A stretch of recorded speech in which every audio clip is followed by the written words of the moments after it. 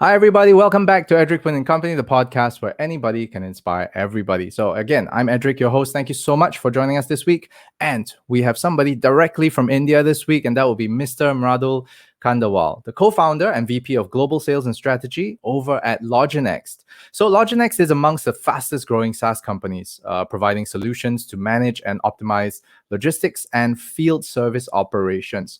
So, if you like this content, please continue to support the channel, comment, like, and subscribe. Now, on to the podcast we go.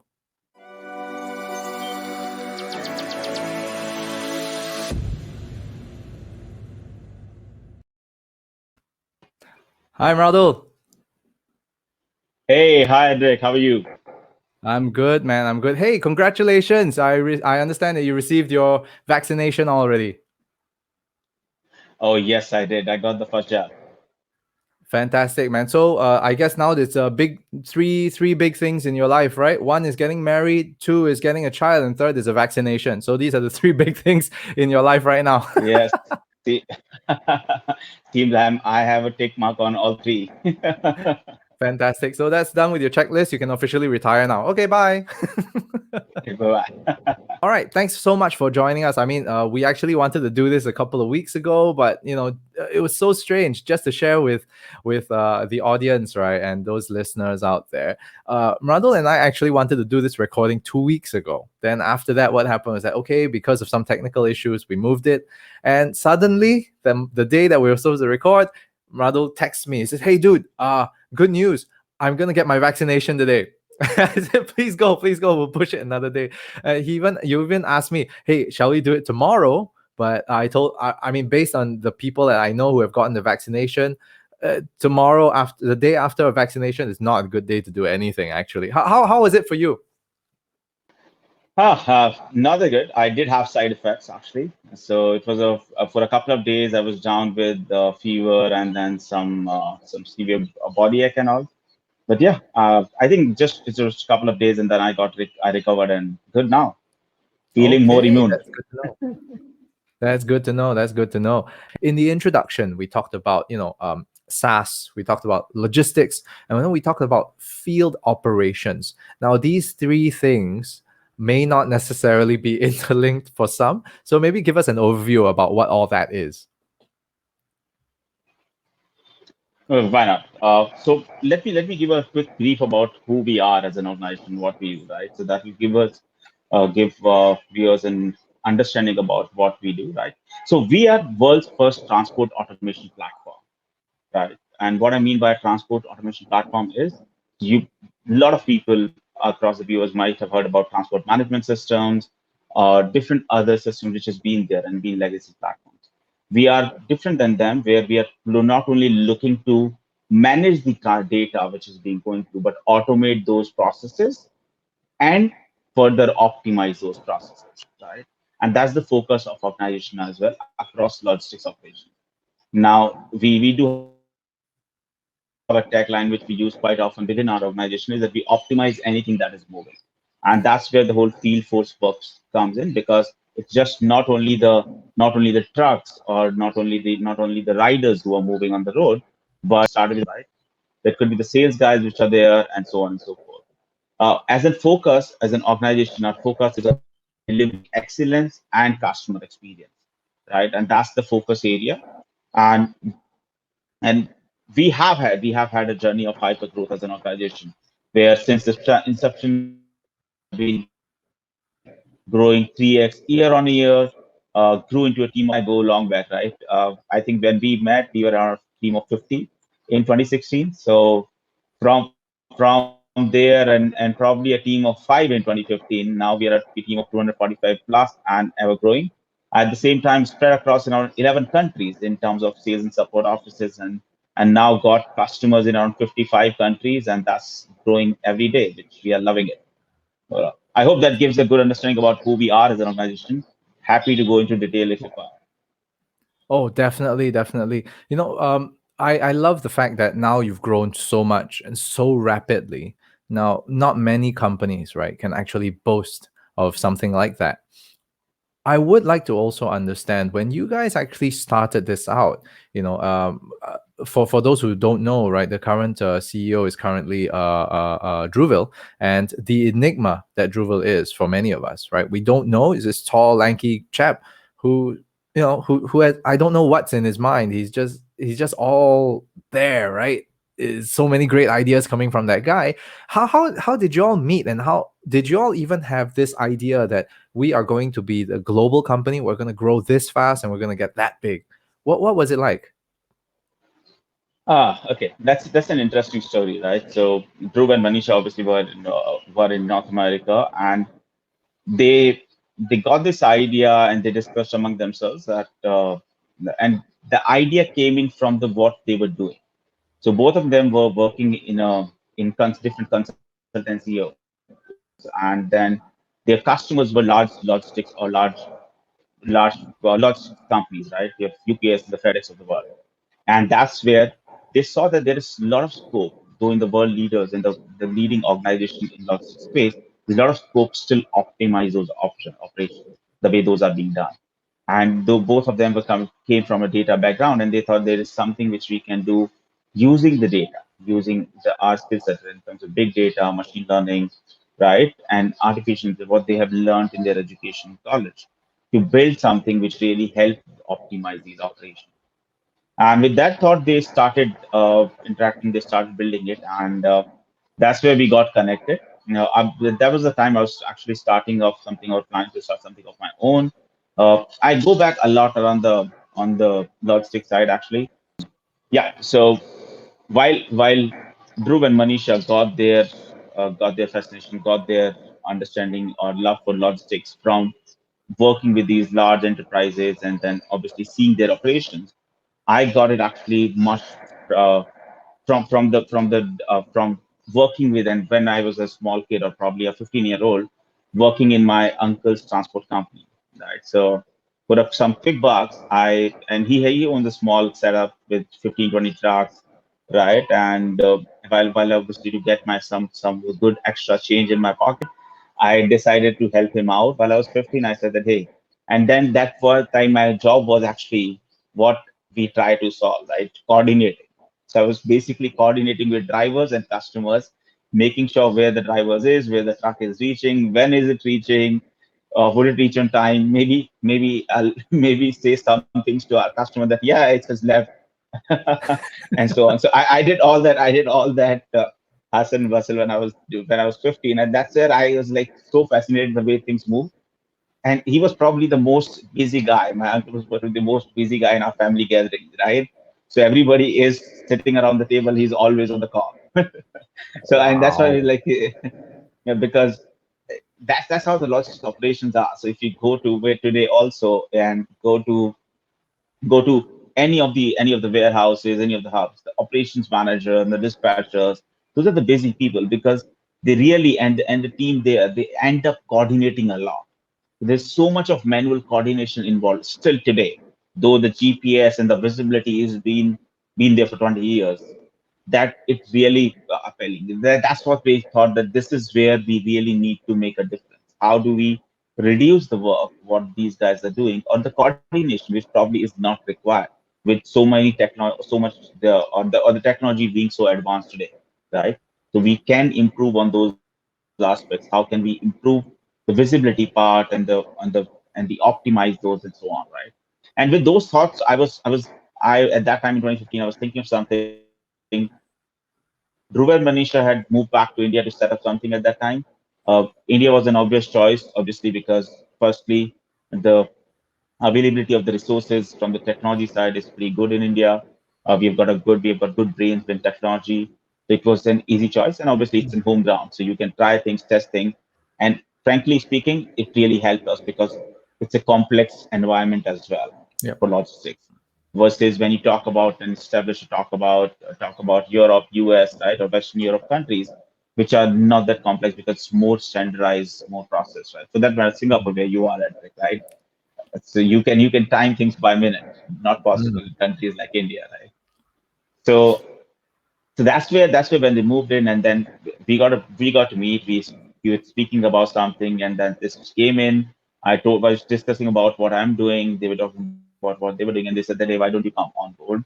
this is something which is interesting. And the discussion went on for around few hours, from where we were planning to be met for a coffee for like 15-20 minutes. And that discussion led to what we see in LogiNext today. We decided to, yes, and I decided to came on board that like, okay, let's do that.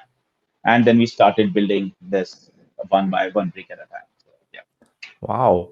So I mean, it sounded like magic. It just sounds like magic to me. Like all of a sudden, you're basically like a um one of the boys in the office, back in the days of transport and logistics, getting everything done. And I think that at the point in time, did you already think that, hey man, this is when now you look back, you're like, well, that was probably one of the most inefficient systems I've ever seen in my life. Yeah, trust me. And I did sell it to my uncle eventually. But I did, frankly, at that time, I loved that hustle and bustle, to be very frank, right? Because I was 15-year-old, I just like the importance it gives, right? So the whole feeling of being involved, doing something, which it creates. That's one of the things which drives inefficiencies also, right? We feel Mm, being busy is not being efficient, right? But that's yep. what the habit is. At 15, I was like, oh, I am busy. My friends are like, oh, I'm right now doing something. Right? So that whole feeling was driving it. I was loving it. But then when I look back right now, I see that how inefficient that was, where I was just coordinating stuff which really could have been automated and been done by machines, but not by me. Right. And whenever the thing is this, when you look at anything when it comes to technology, right, I always look at the human side of things as well. How do you still continue to give um, SaaS, for example, right, still a human touch? How do you continue to engage your customers? How do you keep them knowing that, hey, there's a person running this, and it's not something I'm just leave it to the system and all of a sudden everything goes dark. I think one of the difference which is there is, Edric, is it's an enterprise SaaS we are in. So we as an organization, though we do have a self-service module where the customers can just go and self-service themselves and Mhm. just buy and start using it for SME, because we do want to make sure that we not only help enterprise, which is our focus area and the large enterprise, but we do take care of the businesses at the bottom of the funnel as well, or the bottom line as well, who are running with 5, 10, 20 trucks, who may not be able to afford the enterprise version, but can start using and digitalize their operation. And that's the reason why, though, we made sure that we have a self-service module and the small team who takes care of that part. Uh, but being an enterprise, one thing is that, yes, it's not just software doing everything that they start with. We do help our customers in understanding with trainings and the change management aspect. But what we found, frankly, is that the growth of a product or a company in this space or otherwise, or in SaaS, has to be led, it should be product based, right? So we focus a lot on improving the product user experience, making it easy to use, for customers to easy to understand. And what we realized over the years is that if in 2015 my team had to do 3 trainings for somebody or for a user to understand, today there are cases where we users say, hey, I don't need a training. I actually looked at your product. It's pretty easy to use. And though it's a complex product, right? And trust me, it just continues to grow and continues to become very vast. But they like, hey, it's just so easy for us to understand and use it. We really don't need training, or we really don't need somebody to go and come at training. I was able to figure it out myself. And that's the real Mm. success, where the users are able to use your product without, and you're able to enable them not only by providing technology, but providing a technology which can be learned by themselves, learned by them without any really help or support, additional support, right? Right. And that's the difference between the legacy system and the platforms like ours, right? Legacy platforms require years of implementation, months of implementation, 100, maybe 100 hours, 100 man hours of training or resource hours of training. And we want to reduce all that. Right? We want to build platforms. We want to continue building this platform in a way where it is not dependent on people, but technology. Very interesting. You're absolutely right. Certain legacy systems, right? Again, you need hours and hours of training. Whenever a new module is included, you got to train again and again and again. And it doesn't seem like it's something that is being pushed to you, and it's as easy as it is. Like, say, for example, us using Netflix. You know exactly what's new, what's not new, what's in your system, Yeah. and you can just scroll through and you know exactly. I mean, of course, I'm dumbing it down, to what a complex process that you have, but at the end of the day, this is what the customer sees, and this is what the customer wants to see. Something so simple that I can use it every day, and there's nothing more to complain about. Let's put it that way. So one of the things Well, as well, right, on your end, you mentioned earlier on that Drewville was based in the US at the time, and you've also kind of found your way based in India. I do think that after doing a bit of regional work, I realized that the practices, the cultures, and the commonalities, right? Oh, sorry, not the commonalities, but the culture, business practices are very, very different in India and even in Southeast Asia. It's really quite vast. In fact, the differences that we have. When you guys started it out over in India itself, were there certain practices that you felt that set in stone? After that, then you went, okay, now we are going international or regional. We need to change certain practices. Did you come across anything like that? uh, see, I would say that there are some practices which are different, but Mm, we as an organization always had a vision to be a global company. So that's where we always focus on building practices which are more global than mm, local, right. right? Though the platform, the way we built it, we try to pick every challenge and every issues faced by any local organization as well. So we knew that, to give you an example, right? We knew that geocoding, which is basically nothing converting an address to a lat long, is a problem in India, in Southeast Asian markets, like not in Singapore, but countries like Thailand, Vietnam, Indonesia, you name it, Philippines. The address structure is not that great. When you go to Eastern Europe, the address structure is not that great. Middle East, that's still a challenge. Though we knew that this is not a challenge in US, and that's on one of the major markets for us, we always build platform for a global use, which can be used in countries like Indonesia as well at the same time for our customers in US. And that's Mm, what always been the vision, and that's how we build the practice. So for us, frankly, going to new markets was really like a small switch, just starting the one of the additional tab and just go ahead and expand. And that's what been the core of our success as well, and being able to expand in 60 countries or 55 plus countries in such a small span of time. Because we really did not focus on doing something just for the local piece. And that's what we also told our customers, right? And that's why we wanted to make sure our customers also understand that best practices, they need to adapt more and more best practices coming from the global market. And the same applies here for customers sitting out of US, right? So there are a lot of practices which are there, which they can learn from our customers otherwise. And mm, that's the differentiation again. SaaS is able to bring in, right? Building a platform like LogiNext on a cloud-based model, on a SaaS model, is where we are becoming location or geographic agnostic, right? We are not limiting ourselves to a geography. We are not doing an on-premise implementation, deploying resources. We are not being an SI. We are a product company, platform company, building a platform which can be used by all the countries, all the consumers across the globe. And that's the vision as well, right? To be able to optimize logistics across the globe for any country, any customer, any size, right? And not limit ourselves to certain markets. Yes, it always comes with the time. You start with certain markets and grow, but then vision is to be the number one company in the space across the globe. mm. That's really amazing. Then from you started out in logistics and eventually you moved into field services. Now, what exactly is field services though? Field services is so we still obviously when we started as well, we started focusing on logistics and all. Field service is uh, let me give you an example, right? So I don't know if we spoken to anybody in CPG, FMCG company, right? And they have sales guys who go store to store to collect orders, right? There are technicians for companies in electronic companies or who comes to your house to install those things, to uninstall, to repair, right? So there are a lot of field force which is always traveling on the route, or always on the ground, moving from one location to another Mm. to execute a task, right?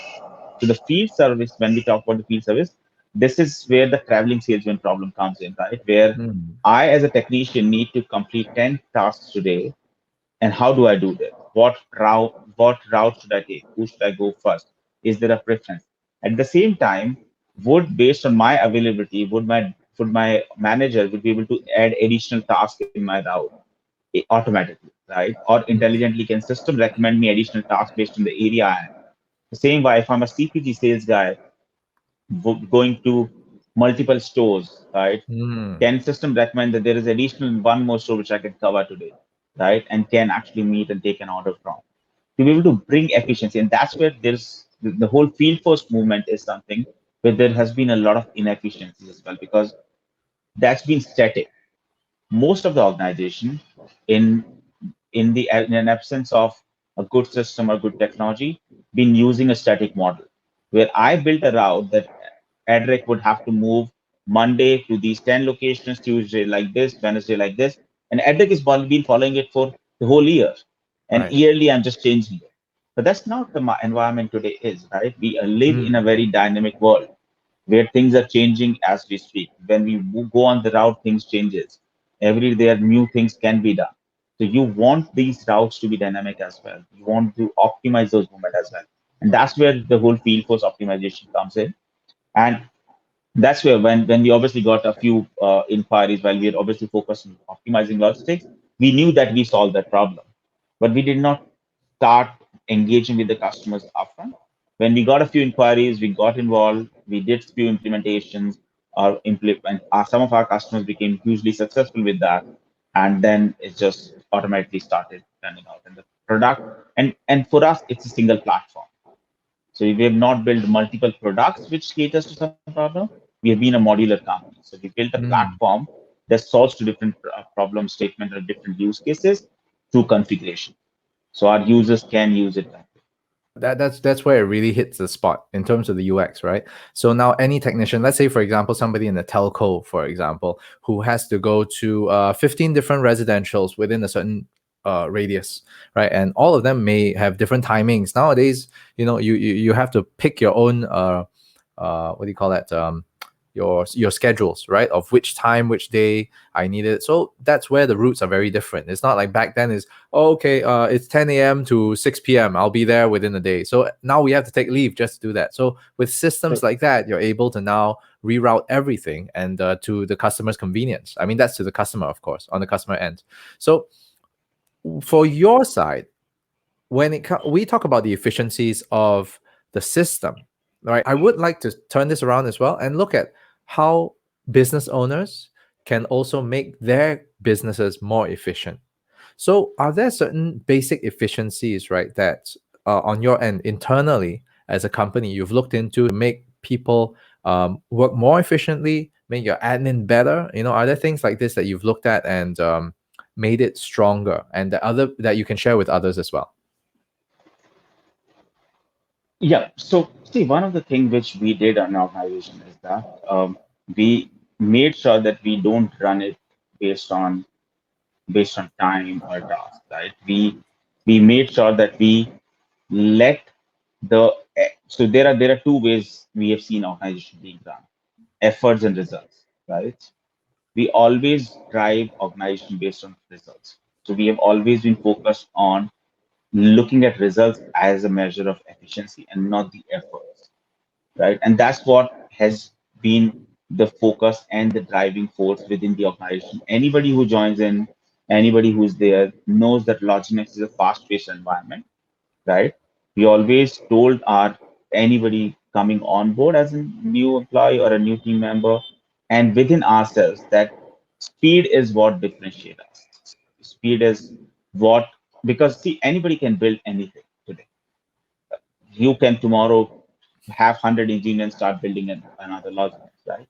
But then the speed in which we move, that's what differentiates us, and that's what the key differentiation in the long run. And that's what we always make sure that focus on results, focus on speed, right? And always focused on as an organization to hire and develop the best, right? So if I if I talk about key four uh, leadership or the guiding principles we as an organization work on, right? Those have been around hiring and developing the best. So making sure that we build team with the A team, always an A team. Second is uh, always and always insist on highest standard. Within organization, we absolutely are open to challenge each other, right? It's a very flat culture where anybody can challenge anyone. It's everyone, and we promote and we encourage teams to challenge other team members, right? So it's always a healthy discussion. An argument is always a healthy argument, and Mm. there's nothing wrong in arguing in our organization, right? Always bias for action. So instead of being not taking an action and just spending time in brainstorming, we always believe that most of the actions and a lot of actions can be reversed. So always bias for action and moving fast and taking those actions and taking those do the activities. And last but not the least, have a backbone. Disagree and come. So if you disagree, always bring it on the board. Say that this is something not how I believe. Have a backbone and commit to do it and do it. Lead the way, right? And that's these are the four principles which we always encourage people to have, and that really help us as an organization to build a team who is always focused on results, always focused on moving fast, and challenging each other to do better. Fantastic. I love that. I love that, especially the point about having a backbone, because something about, I think in Southeast Asia, perhaps there are two camps a lot of the time. Those that will be outspoken and those that will keep trying, right? Which is probably the kind of people that you want.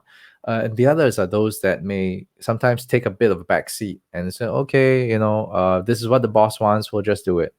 But of course they have their own gripes. There's a reason for it, I'm sure, and I love the fact that you're very open about it, that you want people to come forward. So that brings us really to the next point about the leadership and the corporate culture within LogiNext.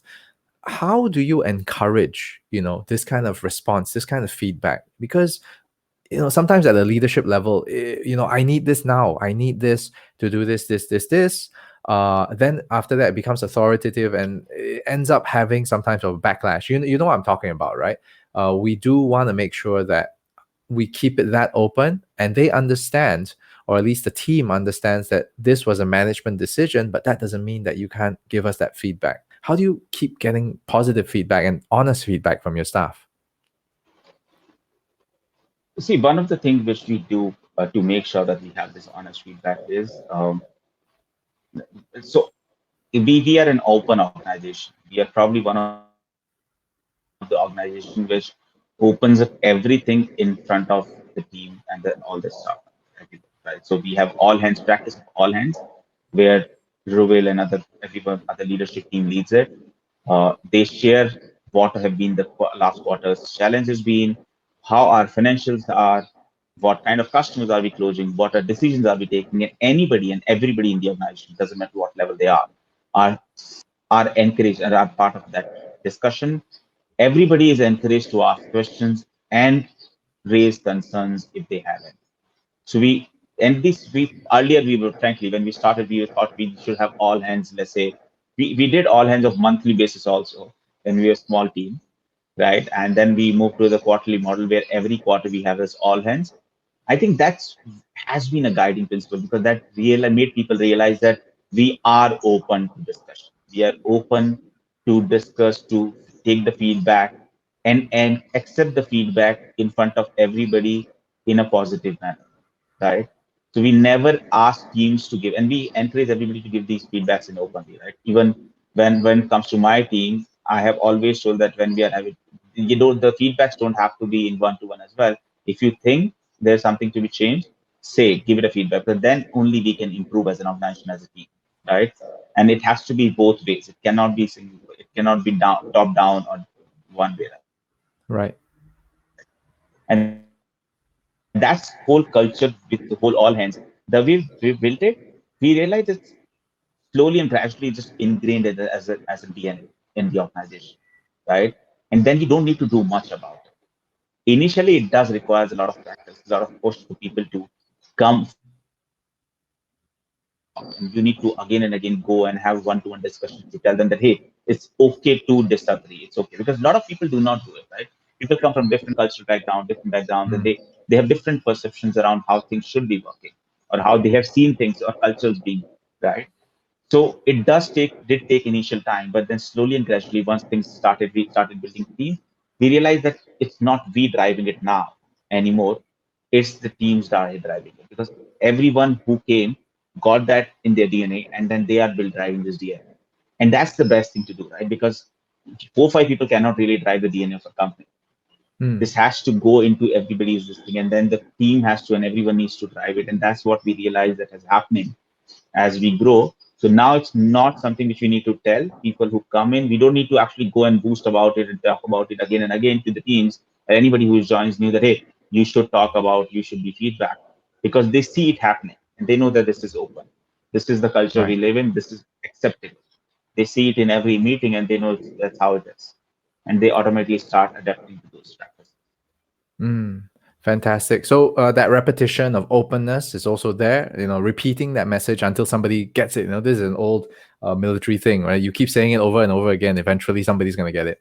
So Yeah. uh, the next thing is also I think the biggest thing for any kind of feedback to continue, the feedback loop to continue growing, is making sure that there's implementation of the action or that suggestion. If that's not implemented, then why should I even say anything in the first place?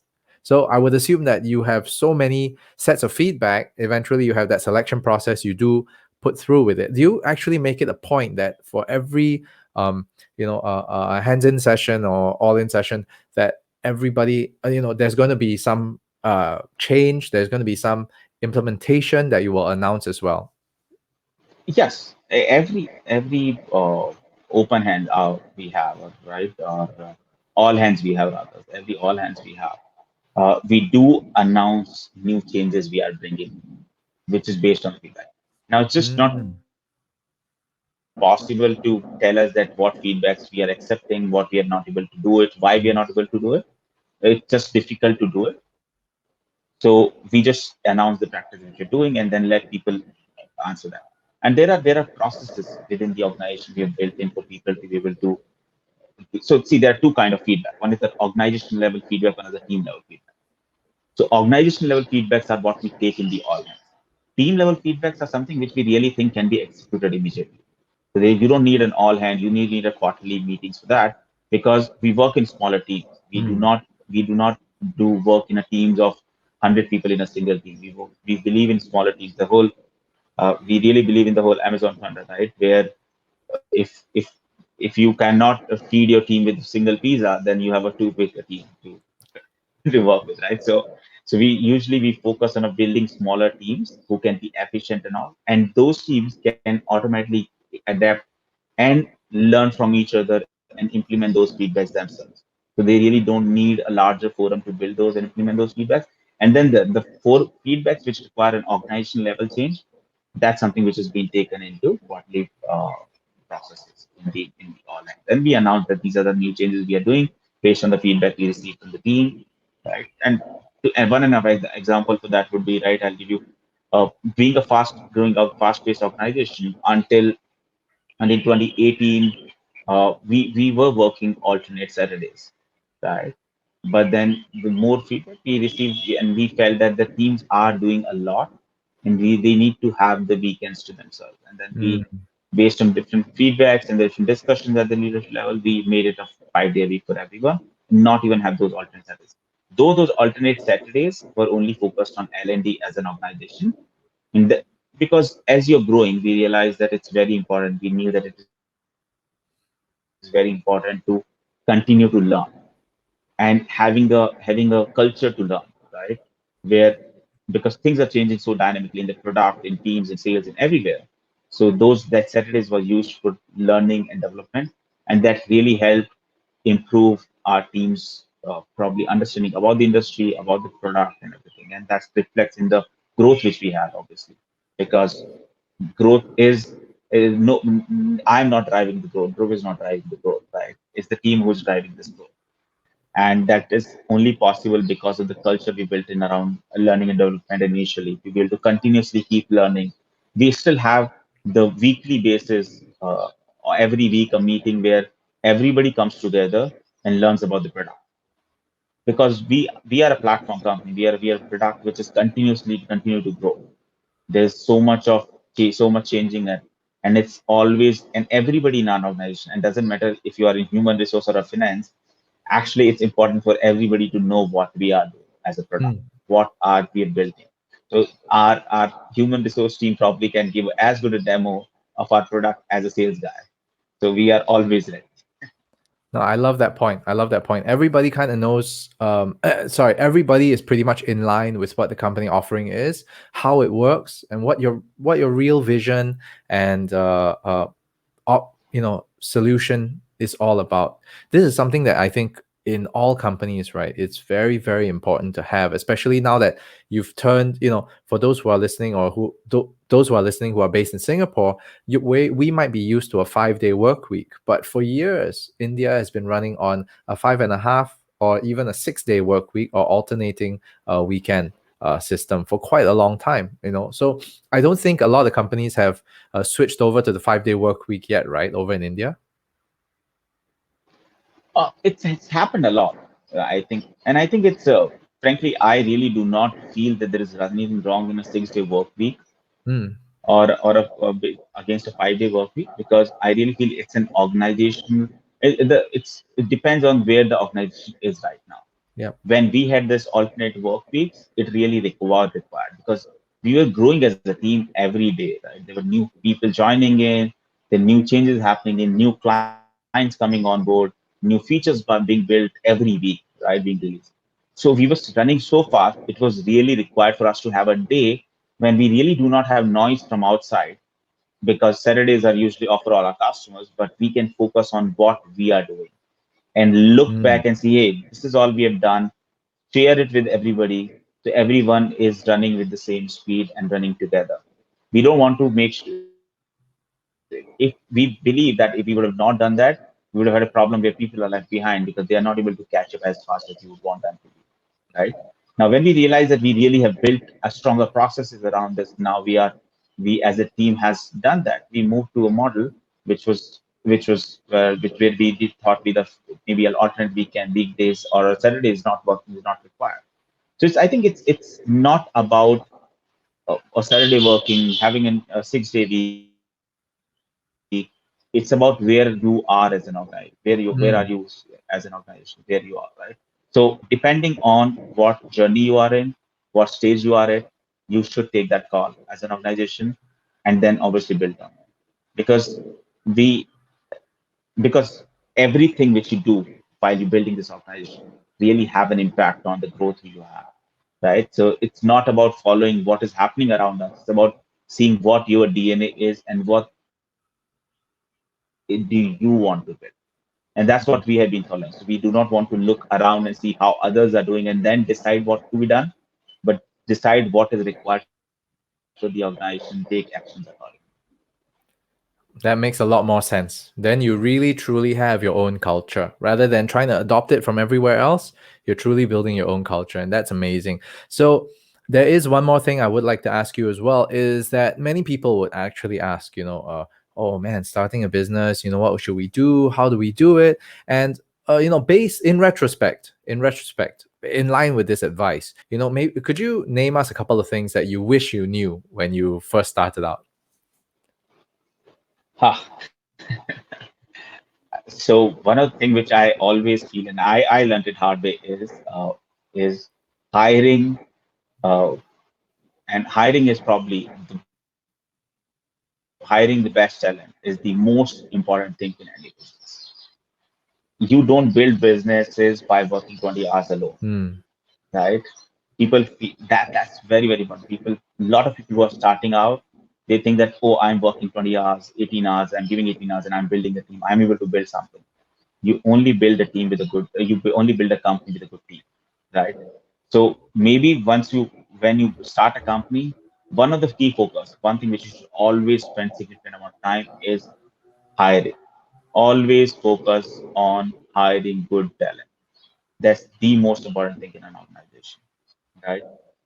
And another thing which I think is a lot of people has that attitude towards, and when it comes to starting it out, uh, and I don't know if a lot of people do not start it.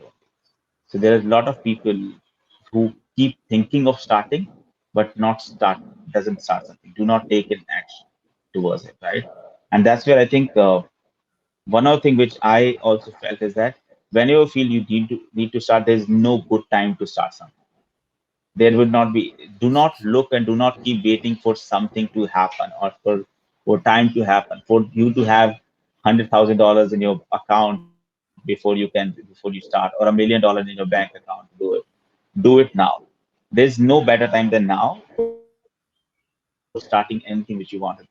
It's always and always something which I believe, and I felt that and that's one of the reason why we feel that we see less people coming forward, because everybody is thinking about, oh, once I have $1 million in my account, I probably will go and jump in and then take the plunge. It will never happen.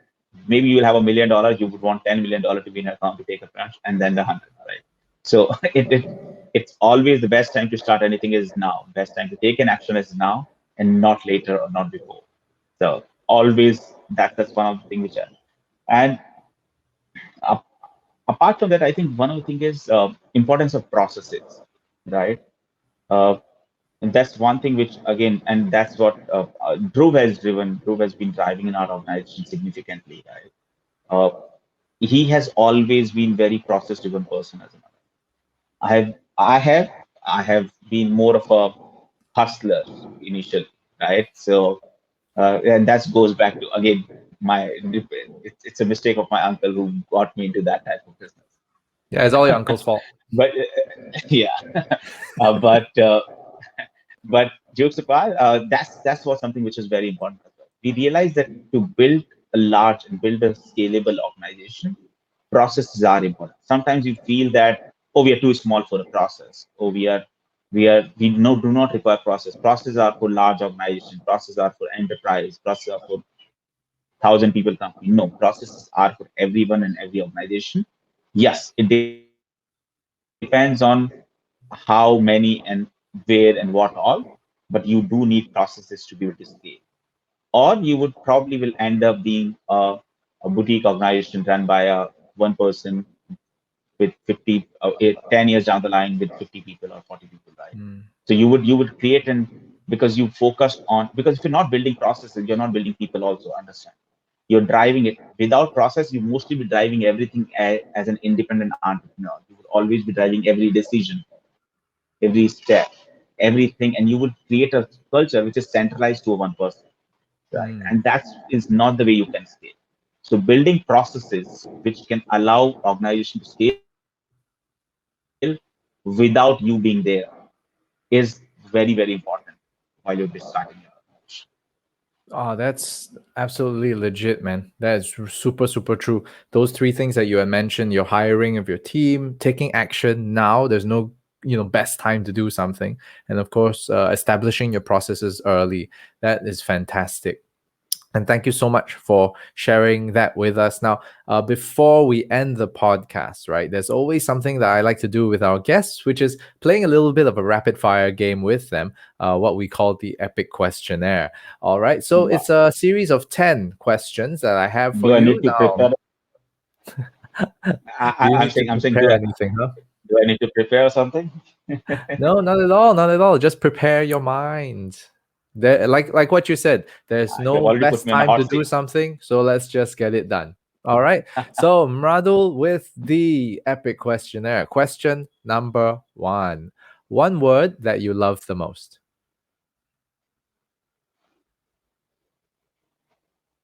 One, right now hiring, or or revenue rather. Revenue.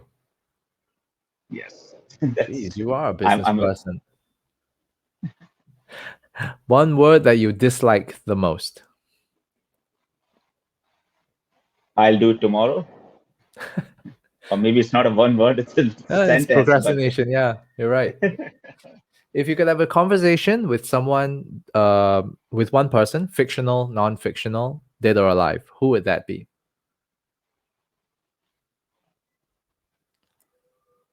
one person it would be Dhirubhai Ambani, right? The whole Reliance founder, right? The Mm, CEO or the founder of Reliance.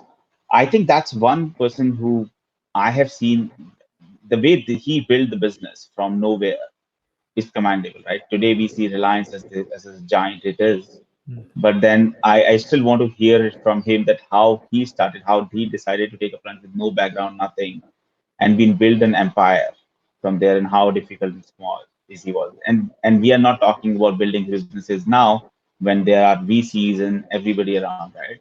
We are talking about building businesses in 70s when really there is nothing, no ecosystem is there. So you are building something without an ecosystem to support and build it so big. It's not easy. I think today we are lucky to have a good ecosystems of investors and founders, ex-founders who really are always open to help, suggest, and then consult. Right? We having built a business without an ecosystem is not that yeah, absolutely right.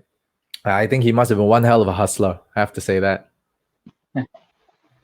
And when you wake up in the morning, what's the first thing that you say to yourself when you wake up? easy. Today is the new day. Name one superpower that you'd like to have.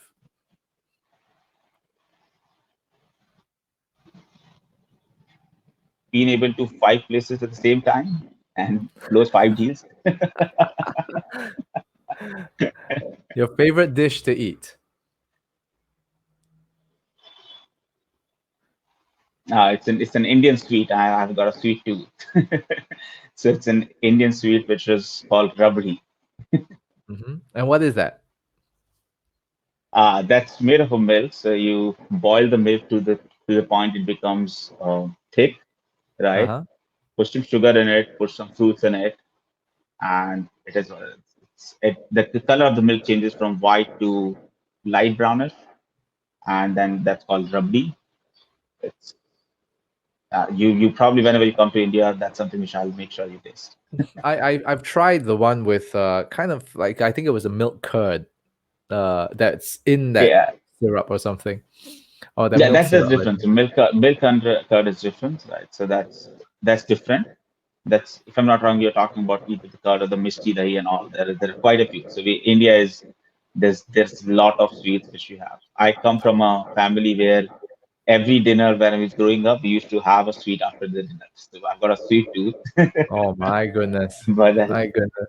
It's a guilty pleasure, isn't it? yes, it Okay. is. Trust me. And your favorite travel spot or the next travel spot you like to go to once borders open up again? Once all this opens up, I am looking to go to Australia. Uh, that's primarily because with my I've got a 4-year-old who's been somehow got quite fascinated about Australia by through seeing in his cartoons, and he's been behind my life. That Dad, I want to go to Australia. So I told him that hey, whenever things open up, that's where we are going first. I can completely understand where that comes from. Okay, question number 8. Something in the arts that you've always wanted to do, but you have yet to do so. Something in arts. Hmm. Uh, Things like music, could very be dance, it could be literature. It's a difficult one. I'm not that artistic as a person, to be very frank. Hmm. That's not my department. But I have been a bathroom singer, so probably probably sometimes I would not mind singing outside the bathroom. Interesting. Okay, that could be a new personal challenge for you, really. And Yeah. question number 9. What does retirement look like to you? Ah, I as whenever I retire, the one thing which I would go for is the organic farming. I would probably the so for me retirement is sitting in a farm and cultivating my own maybe vegetables or any other produce, right? And that's something which is there. So I have a small setup right now, Hmm. which I did a couple of years back, and been it's been run by my family management and some of the support staff in Jaipur, where my hometown is. but I do want to go into that as a profession once I retire, because I really feel a lot connected with that. Being able to really produce organically and without preservative and good food, and being able to supply to other people and make sure people, I'll help people to make healthy choices, is one thing which I really connect Yeah, that's another venture. And that after that, it's also, you're well prepared for the zombie apocalypse as well. with. And lastly, how do you want to be remembered? What's your legacy? Ah, I think I would, if I want to be remembered as a person who didn't shy away to take actions, right, or fail. Right? I don't want to be. So I always believe that fail failure is human, right? It's very human to fail, and one needs to humanize that part a lot, because a lot of time this people are scared, people are afraid to fail, and that's why they don't take decisions. They take a lot of time to take decisions. I really wanted to be okay, and for people to believe that it's okay to fail, but it's important to try. It's important to take action, not Mm. to wait and not hold back in probably in this care of probably being afraid of failure. And that's one thing which I want to be, that somebody who just took action, somebody who took action, and not the guy who talks. All right. Hey, thanks, Mradul. Thank you so much for sharing such an inspirational session or having that with us, And again, ladies and gentlemen, thank you so much for joining us in this week's episode of the Epic Podcast. Now, if you really do like this content, and thanks for making it this far, to be honest, right? So again, please comment, like, subscribe onto the YouTube channel, and also follow us on Instagram. We are available on Google Podcasts, Apple Podcasts. Of course, you're watching YouTube right now, and we are also available on Spotify. So if you prefer the audio version, we're available there. But remember, continue to support us. And remember, players like Mradul are amazing. They will continue to serve, they will continue to teach and share, as long as we continue to do our best in our field. There's always something to pick up from this. With that, ladies and gentlemen, this marks the end of this week's podcast, and we'll see you next week. Mradul, stay on the line. Hey, All right. As we say, bye yeah, bye to thank you, everybody. Edric. Bye. Bye bye.